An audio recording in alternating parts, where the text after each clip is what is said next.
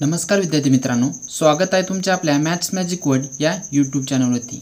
विद्यार्थी मित्रांनो, आपण पाहत आहोत पिंपरी चिंचवड महानगरपालिकेमध्ये जे बौद्धिक चाचणीचे क्वेश्चन विचारले जाणार आहेत, तर त्या अनुषंगाने आपण एका क्वेश्चनची सिरीज आपण घेत आहोत। तर सुरुवात करूया आजच्या भागाला क्वेश्चन नंबर 1 पासून। तर इथे पहा क्वेश्चन नंबर 1, जर PQRSTUVW हे 8 लोक एका गोल टेबलाभोवती घड्याळाच्या काट्याच्या दिशेत समान अंतरावर चर्चा करीत बसले असतील व व्ही हा उत्तरेला बसला असेल तर एस कोणत्या स्थानावर असेल। आता इथे बघा, इथे 8 लोक तुम्हाला दिलेले आहेत, ठीक आहे। आणि हे 8 लोक एका टेबलाभोवती गोलाकार पद्धतीने बसलेले आहे आणि यांची जी पोझिशन आहे ती कशी आहे, घड्याळाच्या काट्याच्या दिशेत ते बसलेले आहेत। आता घड्याळाच्या काटा या पद्धतीने फिरत असतो, म्हणजे या पद्धतीने, ठीक आहे, या दिशेने। आता तुम्हाला फक्त एका व्यक्तीची पोझिशन सांगितली व्हीची, तर व्ही कुठे, व्ही हा उत्तरेला बसलेला आहे, तर उत्तर कुठे, उत्तर दिशा इथे। मग तुम्हाला काय करायचं, इथे व्ही घेऊन घ्यायचा आहे, आपण व्ही घेतला। आता राहिलेले जे व्यक्ती आहे ते तुम्हाला घड्याळाच्या काट्याच्या दिशेने व्यवस्थित लावून घ्यायचे। आता इथे व्ही आहे, तर व्ही नंतर इथे कोण असणार आहे, मग डब्ल्यू, निश्चितच डब्ल्यू असेल इथे, म्हणजे इथे सर्व समाप्त होत आहे। म्हणजे इथून सुरुवात झालेली असेल, इथे कोण असणार, सुरुवातीला पी असणार आहे, नंतर ओ असेल, नंतर आर असेल, नंतर एस असेल, नंतर टी असेल, नंतर यू असेल।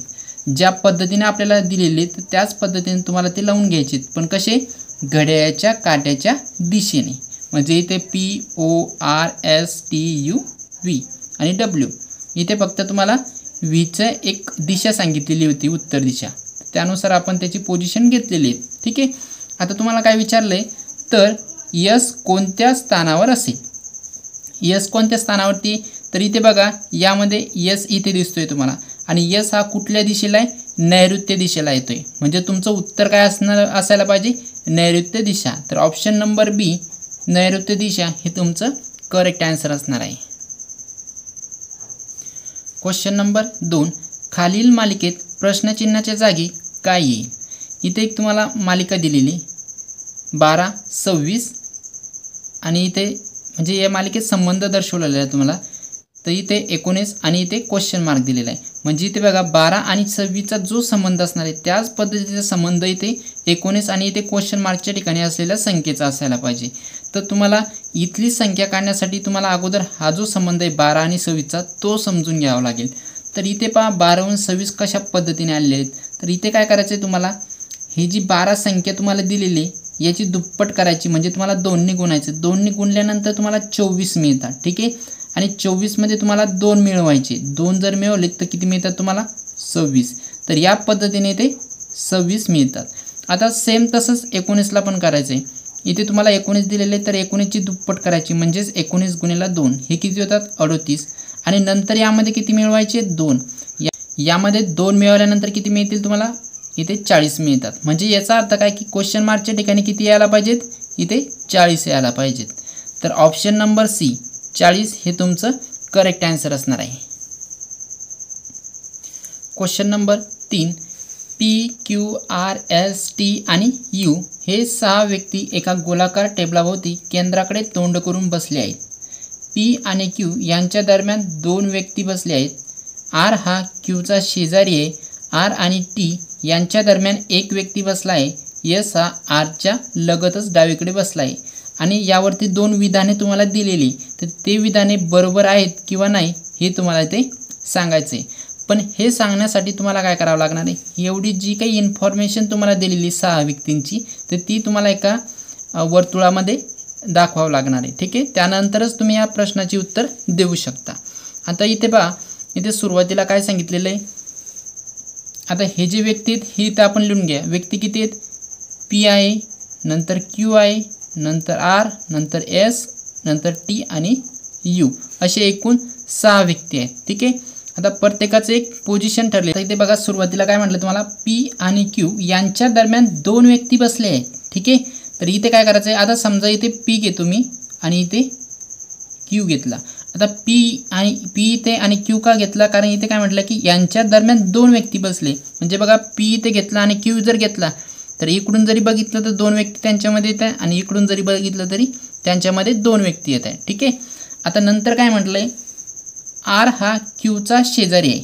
आता हा जो आर आहे हा आर एक तर इथे असेल किंवा इथे असेल. आता कन्फर्म आपण सांगू शकत नाही नेमका कुठे आहे. हा जो फक्त एवढंच माहिती आहे की आर हा क्यूचा शेजारी म्हणजे एक तर इथे असायला पाहिजे नाही तर इथे. अजून पुढे इन्फॉर्मेशन दिलेली आर आणि टी यांच्या दरम्यान एक व्यक्ती बसला आहे. अजून टी पण आपल्याला कन्फर्म सांगता येणार नाही कारण की आर आणि टीमध्ये एक व्यक्ती एवढं सांगितलं आहे तुम्हाला. पण आरचीच पोझिशन अजून फिक्स नाही आहे. तर अजून समोर जर गेलं तर इथं काय म्हटलं एस हा आरच्या लगतच डावीकडे बसला आहे.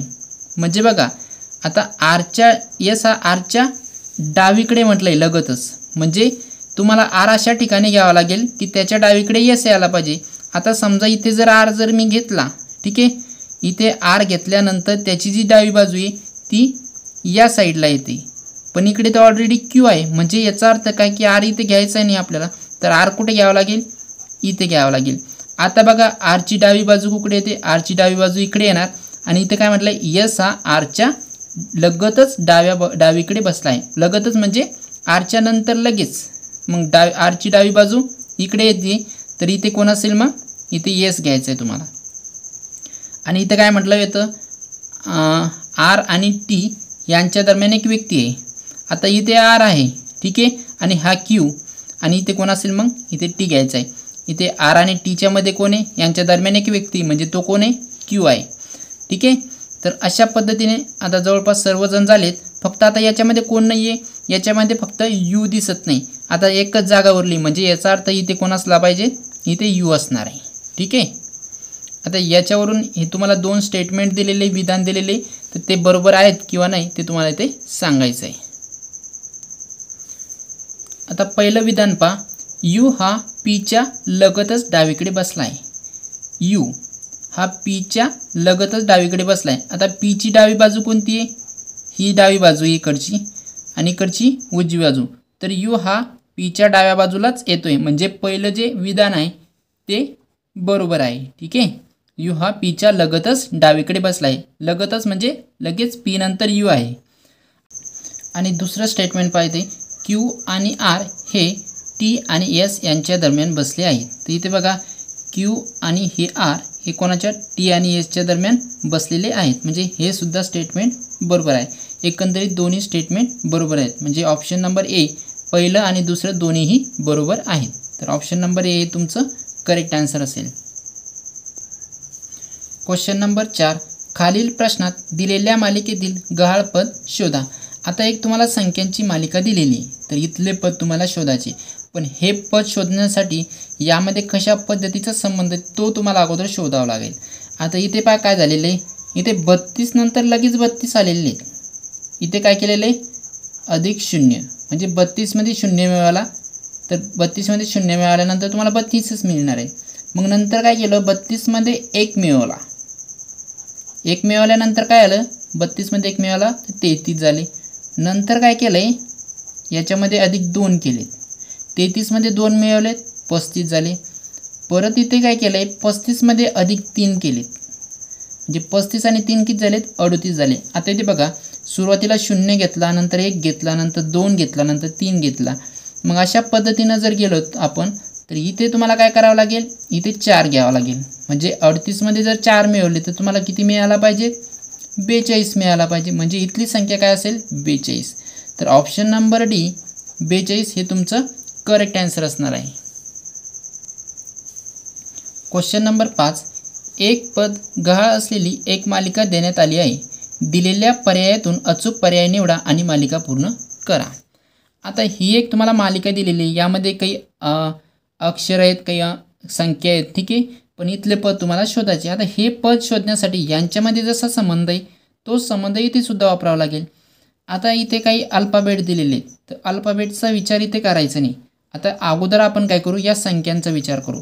इथे बघा 168 आहे इथे 195 आहे इथे 224 आहे आणि इथे 255 आहे. ठीक आहे. आता 168 आणि 195 आता 168 आणि 195 यांचा जर डिफरन्स घेतला यांचा फरक जर घेतला तो किती मिळतोय तुम्हाला 27. म्हणजे बघा जर 168 मध्ये तुम्ही 27 मिळवले त्यावेळेस तुम्हाला 195 मिळतात इथे. नंतर 195 आणि 224चा जर फरक घेतला तर तो किती आहे तो आहे 29. म्हणजे 195 मध्ये 29 मिळवले तेव्हा तुम्हाला 224 मिळतात. इथे पण फरक पहा, 224 आणि 255 यांचा फरक मिळतो तुम्हाला 31. ठीक आहे, म्हणजे 224 मध्ये 31 मिळवले त्यावेळेस 255 मिळतात. आता यांचं रिलेशन पहा कसं आहे. इथे 27 आहे, 27 मध्ये अधिक 2 जर केलेत तर तुम्हाला 29 मिळत आहे. ठीक आहे, परत 29 मध्ये अधिक 2 जर केले तर तुम्हाला 31 मिळत आहे. म्हणजे याचा अर्थ काय, ही सायकल अशीच चालणार. म्हणजे तुम्हाला 31 मध्ये अधिक 2 करा तर इथे काय मिळेल, मग समोरच्या ठिकाणी इथे तुम्हाला डिफरन्स किती मिळाला पाहिजे, फरक किती मिळाला पाहिजे. 31 मध्ये 2 मिळवले तर 33 मिळाला पाहिजे.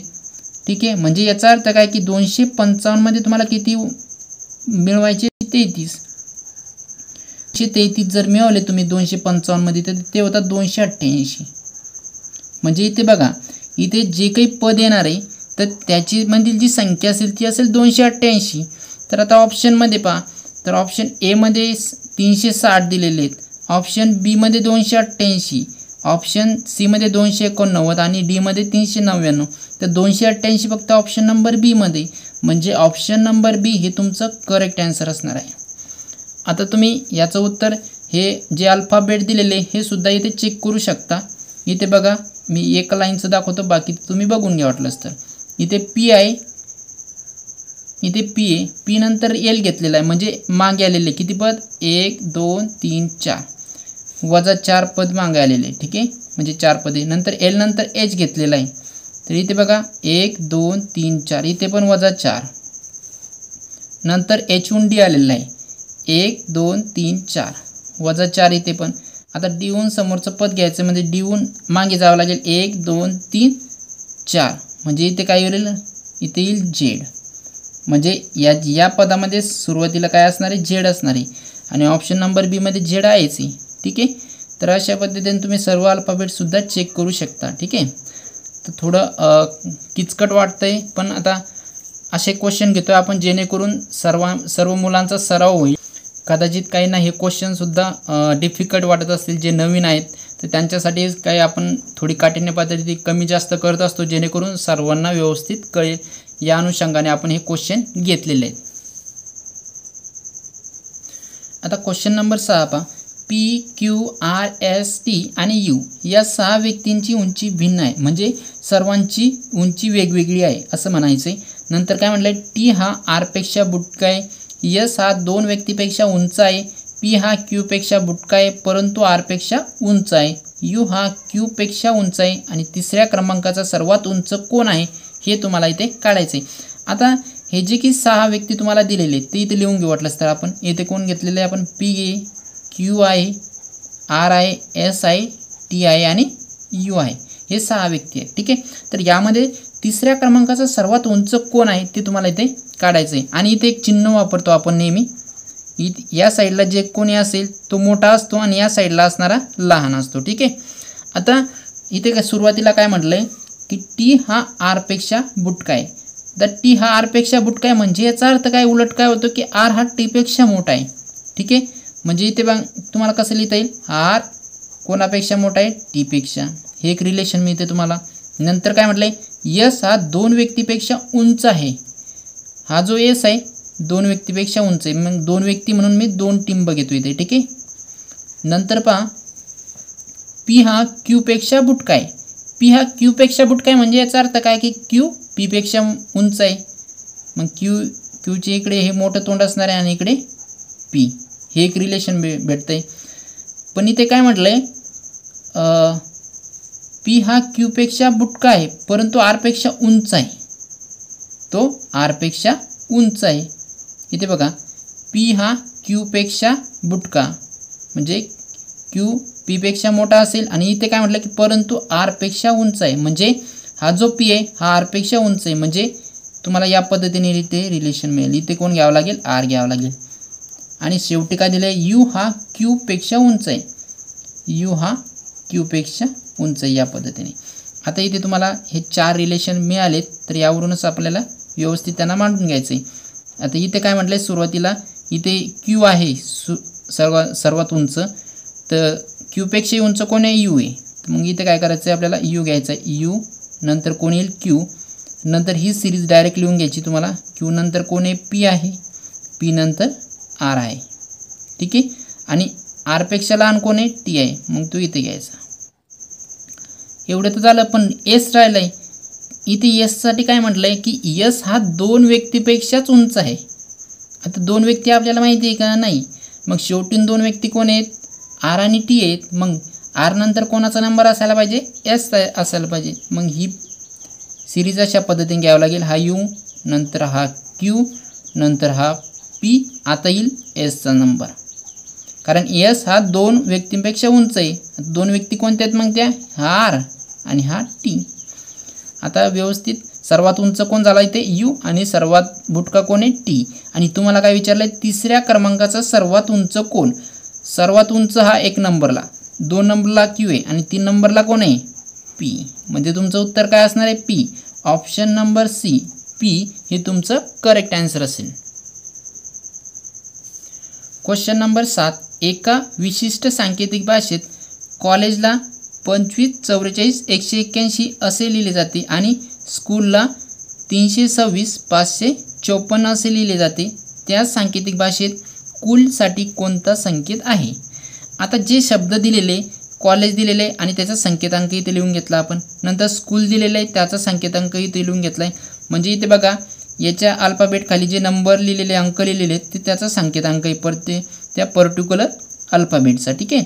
आता तुम्हाला कुलसाठी विचारलं आहे, तर कुलसाठी कुलमध्ये सी येते. सी म्हणजेच काय, इथे 2 आहे, तर याच्या खाली 2 लिहून घेतलेत. ओसाठी काय घेतलं आहे, 5 आहे. इथे पण 5 आहे, इकडे पण 5 आहे. म्हणजे पर्टिक्युलर ओसाठी 5 वापरलेले आहेत. आणि एलसाठी काय वापरलं आहे, 4 वापरलेले आहेत. म्हणजे बघा काय नंबर मिळतोय, 25, 54. ठीक आहे. तर 25, 54 कुठे मिळतोय तुम्हाला, ऑप्शन नंबर डी पहा, 25, 54. तर ऑप्शन नंबर डी 25, 54 हे तुमचं करेक्ट आन्सर असणार आहे. Question number 8. खाली दिलेला वृत्तालेख एका संस्थेच्या विविध विभागामध्ये काम करणाऱ्या कर्मचाऱ्यांची संख्या दर्शवतो. संस्थेच्या विविध विभागामध्ये काम करणाऱ्या कर्मचाऱ्यांची एकूण संख्या 1800 आहे. सर्व विभागातील एकूण कर्मचाऱ्यांच्या संख्येपैकी एका विशिष्ट विभागात काम करणाऱ्या कर्मचाऱ्यांची संख्या ही टक्केवारीद्वारे दर्शवली जाते. आता ही सर्व जी तुम्हाला माहिती दिलेली ती टक्केवारीमध्ये दिलेली. तर पुढे काय म्हटलं आहे की पी, आर, एस आणि यू या विभागामध्ये काम करणाऱ्या कर्मचाऱ्यांची सरासरी संख्या आणि क्यू, आर, टी आणि यू विभागामध्ये काम करणाऱ्या कर्मचाऱ्यांच्या सरासरी संख्येमध्ये किती फरक आहे हे तुम्हाला इथे काढायचे. म्हणजे पहिला जो विभाग आहे त्यामध्ये पी, आर, एस, यू हे आहेत आणि दुसऱ्यामध्ये क्यू, आर, टी हे आहेत. यांची तुम्हाला सरासरी काढायची आणि त्यांच्यामधील फरक किती आहे ते तुम्हाला इथे सांगायचं आहे. आता इथे एक सोपी आयडिया आहे. तुम्हाला काय करायचं आहे, इथे तुम्हाला जो आलेख दिलेला आहे तर प्रत्येकाची इथे टक्केवारी तुम्हाला दिलेली आहे. पण इथे तुम्हाला सरासरी तुम्हाला टक्केवारीमध्ये दाखवायची नाही आहे. आता तुम्हाला ती पर्टिक्युलर संख्येमध्येच दाखवायची. आता इथे काय करणार आहे आपण, पहिला जो गट आहे तो कोणता आहे, पी, आर, एस आणि यू यांची सरासरी तुम्हाला काढायची. तर सुरुवातीला आपण जी टक्केवारीमध्ये दिलेली आहे त्याला टक्केवारीमध्येच राहू देऊ आणि त्याच्यानुसारच सरासरी काढू. तर पी, आर, एस, यू तर यांची सरासरी काय मिळेल तुम्हाला, पी कुठे, पी म्हणजे 23% अधिक नंतर आर, आर किती इथे, आर 15%, नंतर आहे एस, एस किती 16% आणि शेवटी यू, तर यू किती 6%. ठीक आहे. 23 अधिक 15 अधिक 16 अधिक 6 हे किती होतात, एक मिनटं इथे टी घेतला आपण चुकून, यू 3%, इथे 3% घ्यायचे 6 आणि इथे 3% घ्या. म्हणजे बघा 23 अधिक 15 अधिक 16 अधिक 3 मग हे किती होतात, हे होतात 57. हे सर्व टक्क्यामध्ये. पण तुम्हाला सरासरी सांगितली, मग इथे सरासरी काढून घ्यायची. तुम्हाला सरासरी काढतो म्हणजे काय, त्याला कितीने भागावं लागणार आहे, 4 व्यक्तींना 4 विभाग आहेत, 1 2 3 4 म्हणून 4ने भागायचे. तरी 57ला पण 4ने भागायचे. 57ला 4ने भागल्यानंतर तुम्हाला किती उत्तर मिळेल, याचं उत्तर मिळेल तुम्हाला 14.25. ठीक आहे. हे असेल टक्केवारीमध्ये. आता हे झालं पी, आर, एस, यूचं. ठीक आहे. आता यानंतर तुम्हाला काय करायचं आहे, आता दुसरा जो विभाग आहे क्यू, आर टी यू याचं बघा क्यूचे किती पर्सेंटेज आहे 37 अधिक आर किती आर 15%, ठीक आहे. नंतर टी किती दिला आहे 6% आणि यू किती 3%. याची पण सरासरी भागीला 4 विभाग म्हणून. तर इथे बघा 37 अधिक 15 अधिक 6 अधिक 3 किती होतात ते हे होतात 61, ठीक आहे. तर 61 भागीला 4 हे किती मिळतं तुम्हाला 15 पॉईंट हे मिळतील तुम्हाला 25%, ठीक आहे. आता ही मिळाली तुम्हाला सरासरी. तुम्हाला फरक काढायला सांगितलेला आहे, ठीक आहे. मग इथे काय करणार आपण यांचा या टक्केवारीमध्येच फरक घेऊया, नंतर आपण टक्क्याचे संख्येमध्ये रूपांतर करू साधारण संख्येमध्ये. तर इथे बघा फरक काय मिळणार तुम्हाला. आता मोठ्या संख्येतून लहान संख्या वजा करायची म्हणजे 15.25% किती वजा करायची तुम्हाला 14.25. तर 15.25 मधून 14.25 गेले तर इथे किती राहणार 1, म्हणजे हे किती झाले 1%. म्हणजे त्यांच्यामधील जो फरक आहे तो किती 1% आहे. पण तो तुम्हाला संख्येच्या स्वरूपात विचारलेला आहे. मग इथे काय करावं लागेल एकूण संख्या किती आहे कर्मचाऱ्यांची एकूण संख्या आहे 1800, ठीक आहे. तर तुम्हाला काय करायचे 1800चे 1% काढायचे आहे. 1800चे 1% तो कसा काढायचा आहे 1800 गुणिला 1 आणि छेदामध्ये 100. हे 2 शून्य या 2 शून्यसोबत कॅन्सल होणार आणि 18 गुणिला 1 किती होतात 18.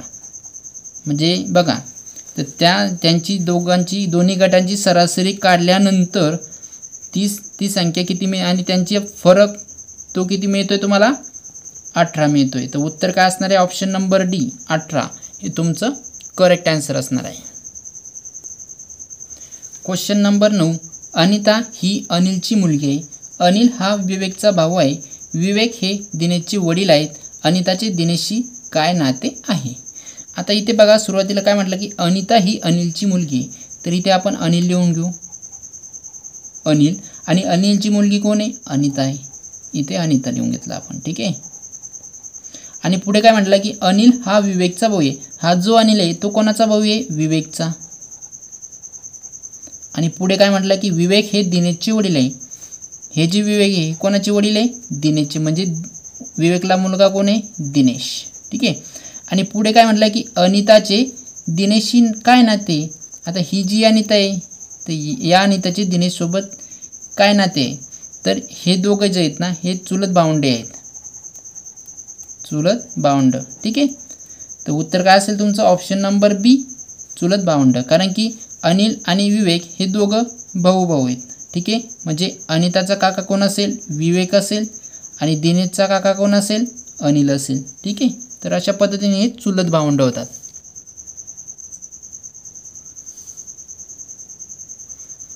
Question number 10. जर ए म्हणजे गुणाकार असेल, बी म्हणजे वजाबाकी असेल, सी म्हणजे भागाकार असेल आणि डी म्हणजे बेरीज असेल तर हे जे तुम्हाला समीकरण दिलेले तर याचं उत्तर काय असेल.